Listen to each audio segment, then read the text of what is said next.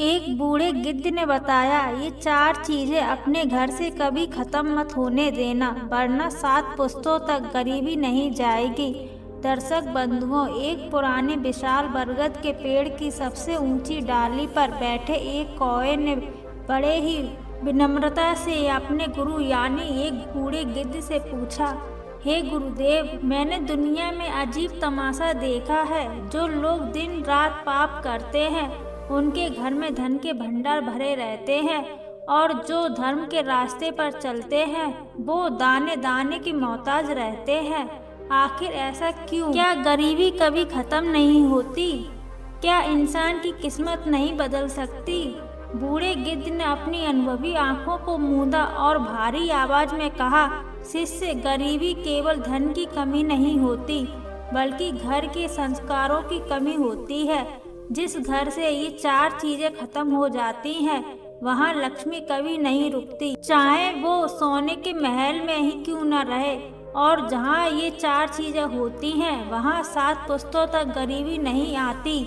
ध्यान से सुनो इस कथा को। दोस्तों, जरा सोचिए, क्या आपके घर में भी तो ये गलतियाँ नहीं हो रही? आज की यह कहानी आपकी आंखें खोल देंगी। तो चलिए चलते हैं उस गाथा की ओर जो आपके जीवन को बदल सकती हैं। बहुत पुराने समय की बात है। भारतवर्ष के एक छोटे से गांव सत्यपुर में 2 सगे भाई रहते थे। बड़े भाई का नाम था विजयराज और छोटे भाई का नाम था हरिदास। कहने को तो दोनों एक ही माँ की कोख से जन्मे थे, एक ही आंगन में खेले थे और एक ही पिता का खून उनकी रगों में दौड़ता था, लेकिन दोनों के स्वभाव में जमीन आसमान का अंतर था। विजयराज जैसा उसका नाम था वैसा ही उसका काम था। वह गांव का सबसे बड़ा सेठ था।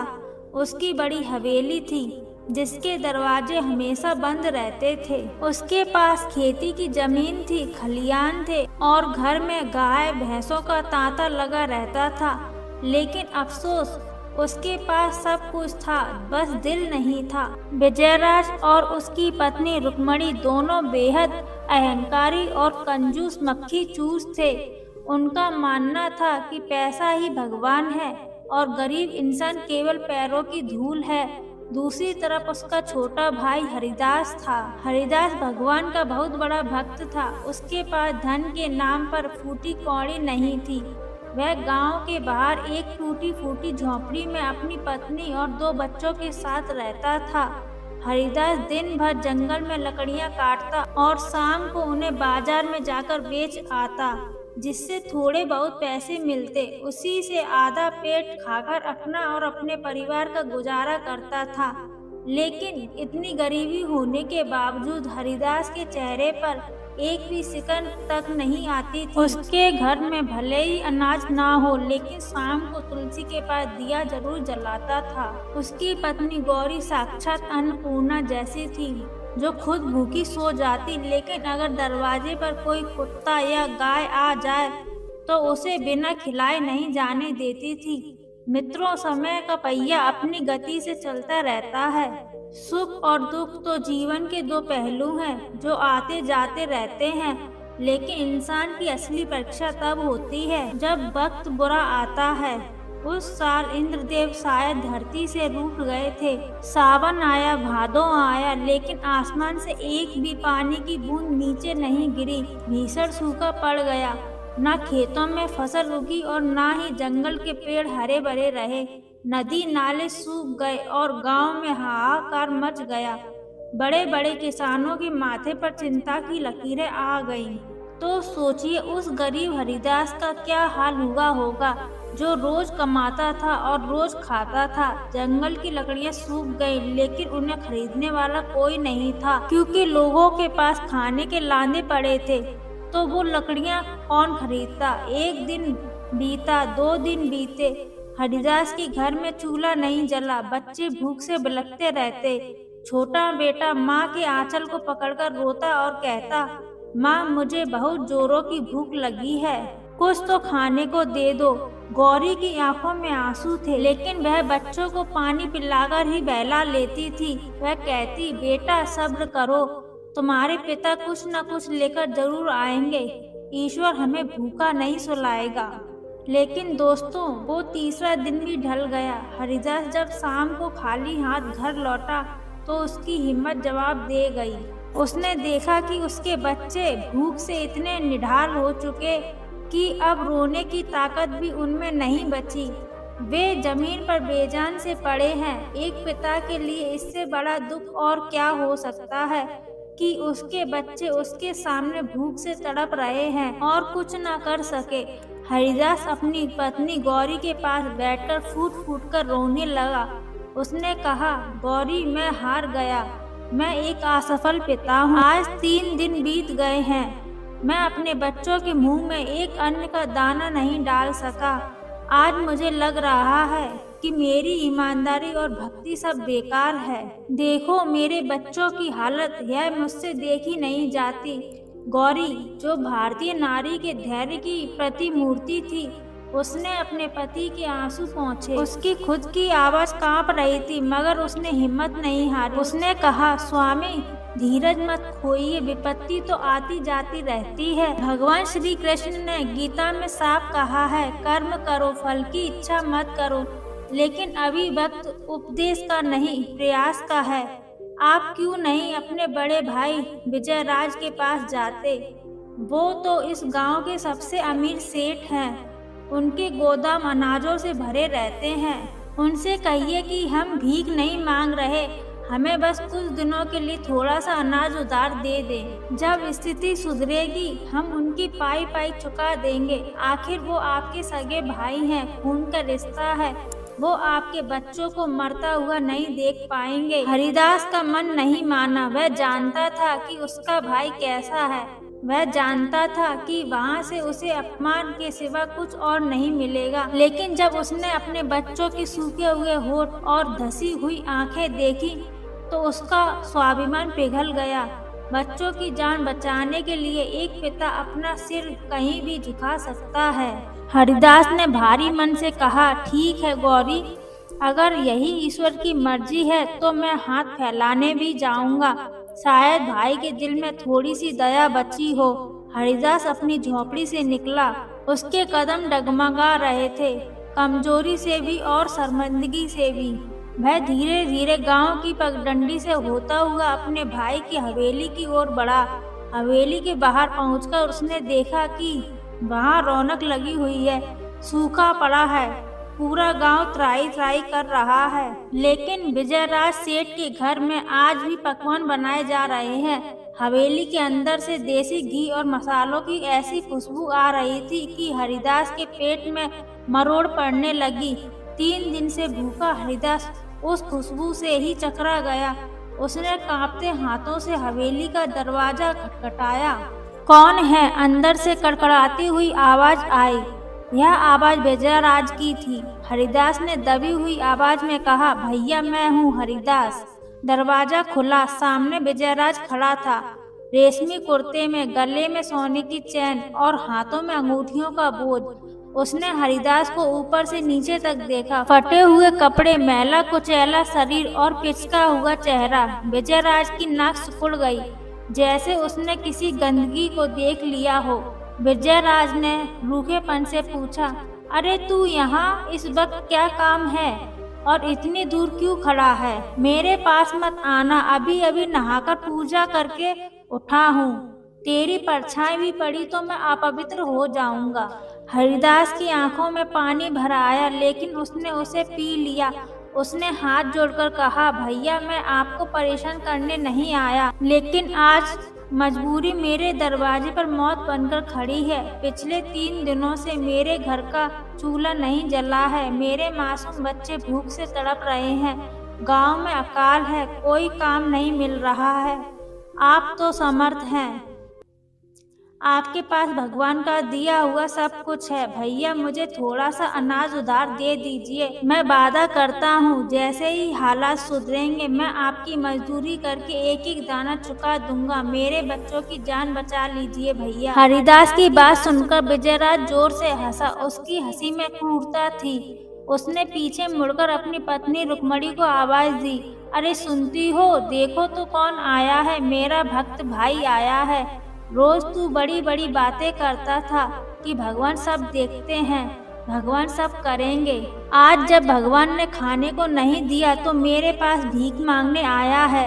रुक्मणी भी दरवाजे पर आई। उसने भी हरिदास को हिराकत भरी नजरों से देखा और तंज कसते हुए बोली, अरे देवर जी, जब काम की उम्र थी तब तो माला जपते रहते थे, अब जब पेट पर लात पड़ी तो भाई याद आ गया। हमारे पास कोई फालतू अनाज नहीं है जो खैरात में बांटते फिरें। अकाल सिर्फ तुम्हारे लिए नहीं है, हमारे लिए भी पड़ा है। जाओ यहाँ से कहीं और जाकर मांगो। हरिदास गिड़गिड़ाया, भाभी आप तो माँ समान हैं, आप तो जानती हैं कि बच्चों की भूख क्या होती है। मुझे अपने लिए कुछ नहीं चाहिए, बस मेरे बच्चों के लिए मुट्ठी भर आटा दे दो, नहीं वो मर जाएंगे भाभी। हरिदास विजयराज के पैरों में गिरने ही वाला था कि विजयराज ने उसे ठोकर मार दी। हरिदास लड़खड़ाकर दूर जाकर गिरा। विजयराज ने चिल्लाकर कहा, निकल जा मेरी हवेली से, खबरदार जो दोबारा यहाँ पर कदम रखा।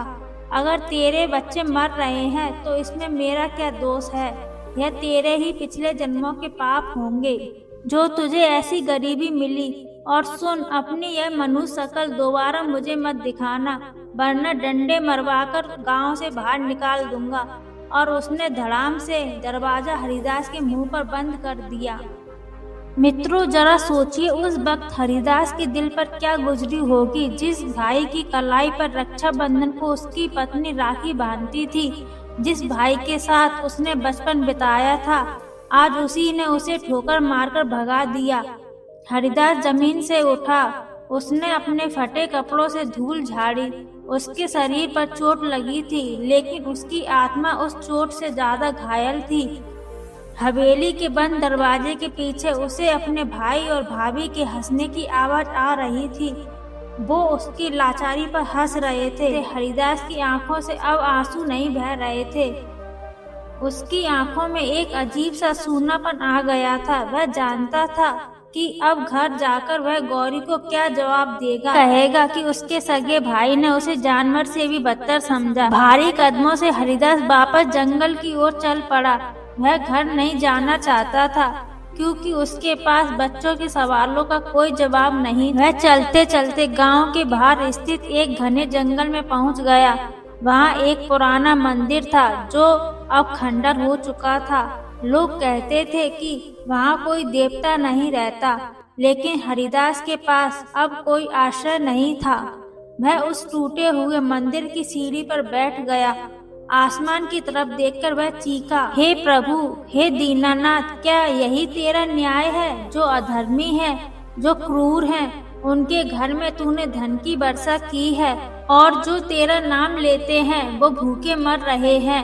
अगर आज मेरे बच्चे भूखे मर गए तो मैं मान लूंगा कि इस दुनिया में भगवान नाम की कोई शक्ति नहीं होती। आज तुझे फैसला करना होगा प्रभु, या तो आज मेरी गरीबी मिटा दे या फिर मेरे जीवन लीला ही समाप्त कर दे। हरिदास रोते रोते वही मंदिर की ठंडी सीढ़ी पर लेट गया। भूखे और थकान के कारण उसकी आंखें बंद होने लगी। उसे नहीं पता था कि नीति ने उसके लिए क्या लिखा है। उसे नहीं पता था कि उसका यह विलाप, उसका यह दुख ब्रह्मांड की एक ऐसी शक्ति को जगाने वाला था जो उसकी और उसके भाई की किस्मत को हमेशा हमेशा के लिए बदलने वाली थी।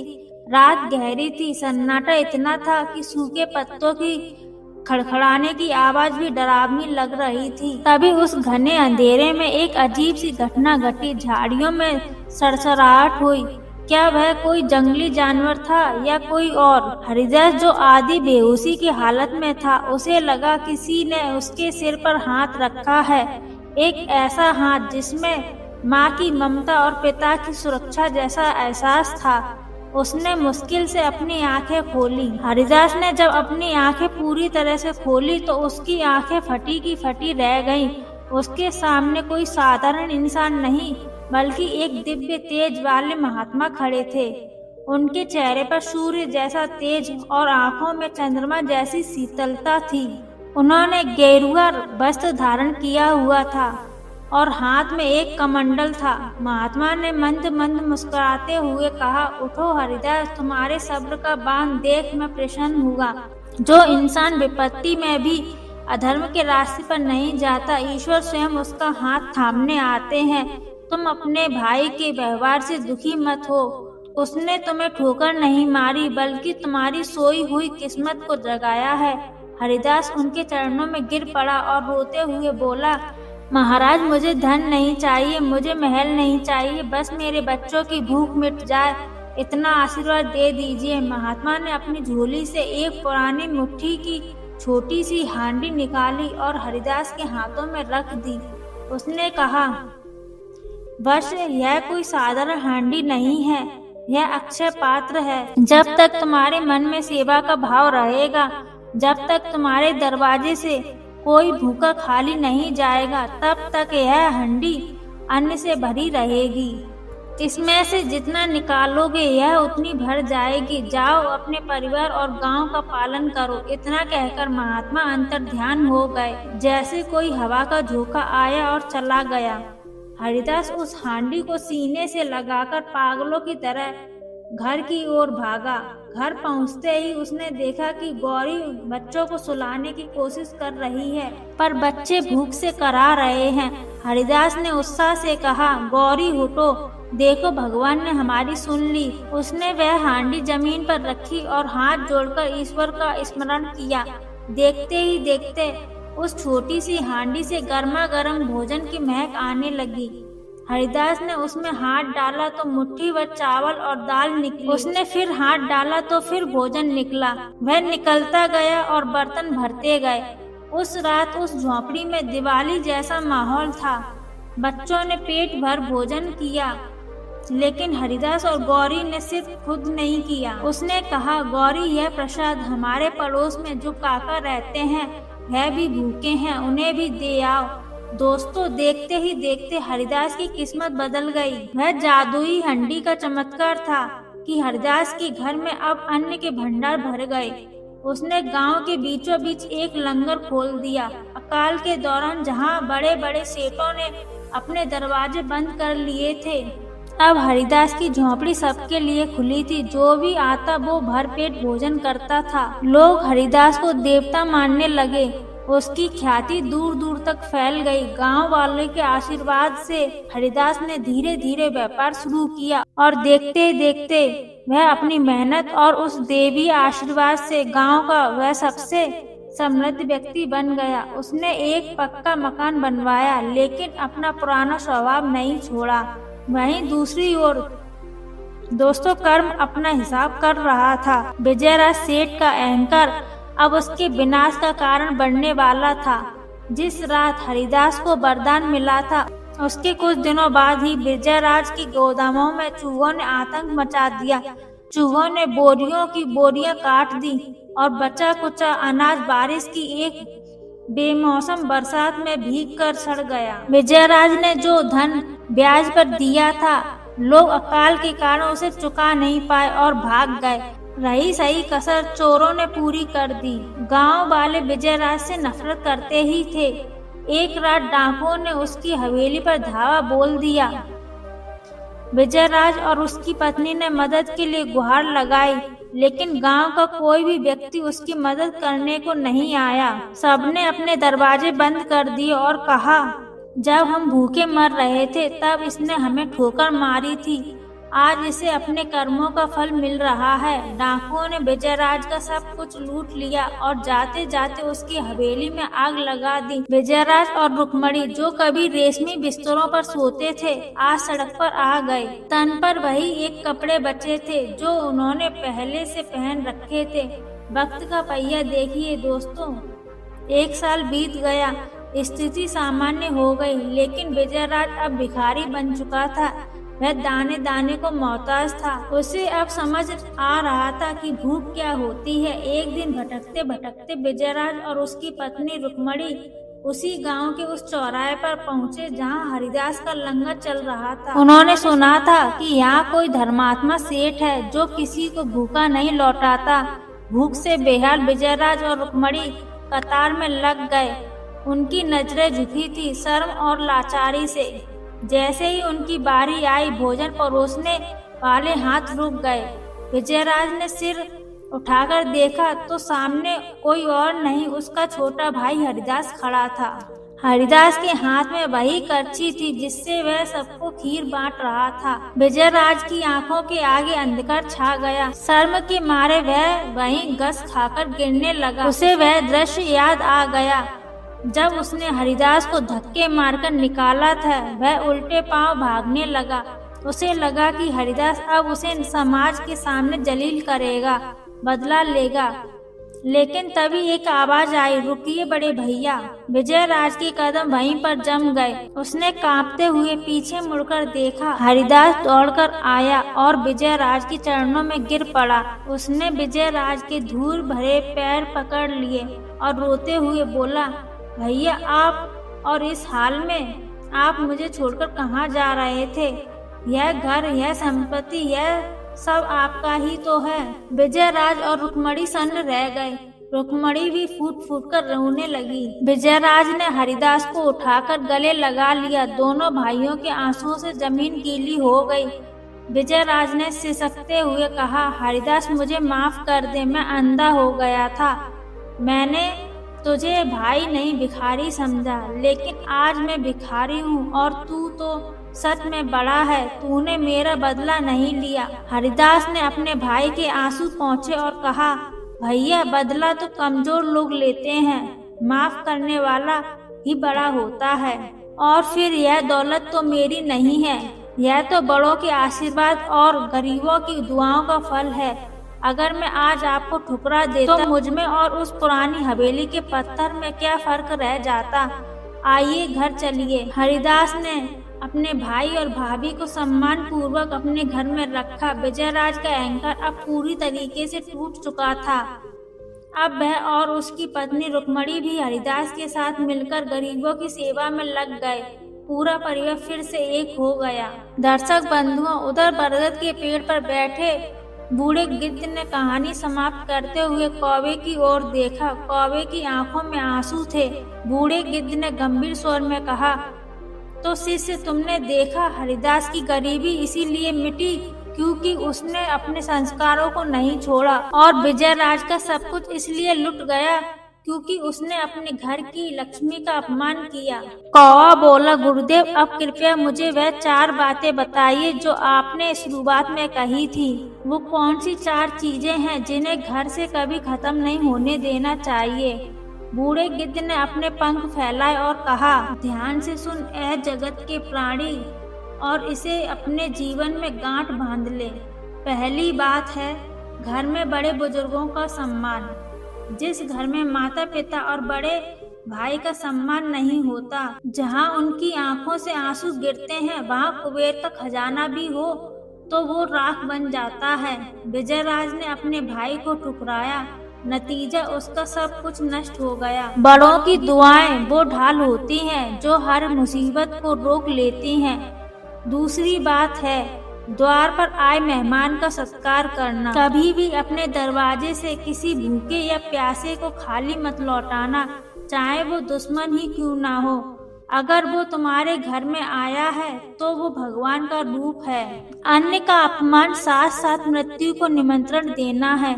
हरिदास ने अपना आखिरी निवाला भी दूसरों को दिया, इसीलिए उसका पात्र कभी खाली नहीं हुआ। तीसरी बात है मधुर वाणी और क्षमा। घर से मीठी बोली कभी खत्म मत होने दो। कड़वे शब्द सोने के रिश्ते को भी तोड़ देते हैं, जबकि मीठी बोली पराये को भी अपना बना लेते हैं। और सबसे बड़ी बात क्षमा। हरिदास ने बदला लेने की बजाय माफ किया। जो माफ करता है ईश्वर उसे दुनिया का राजपाट दे देते हैं। चौथी बात है ईश्वर पर अटूट विश्वास और दिया बाती। चाहे कितनी भी गरीबी आ जाए, घर के मंदिर में शाम का दिया कभी बुझने मत देना। यह दिया सिर्फ तेल से नहीं जलता, यह उम्मीद की रोशनी है। हरिदास ने सबसे बुरे वक्त में भी ईश्वर को नहीं कोसा, बस प्रार्थना की। विश्वास वह शक्ति होती है जो पत्थर में भी प्राण डाल सकती है। दर्शक बंधुओं, यह कहानी सिर्फ एक किस्सा नहीं, जीवन का आईना है। अपने घर को टटोलिए, कहीं ये 4 चीजें कम तो नहीं हो रही। अगर हो रही हैं तो आज ही इन्हें वापस ले आइए। यकीन मानिए, गरीबी तो क्या दुनिया का कोई दुख आपके दरवाजे पर दस्तक नहीं दे पाएगा। उम्मीद है आपको आज की यह कहानी पसंद आई होगी। अपने विचार कमेंट में जरूर लिखें। तो प्रेम से बोलिए जय श्री कृष्णा।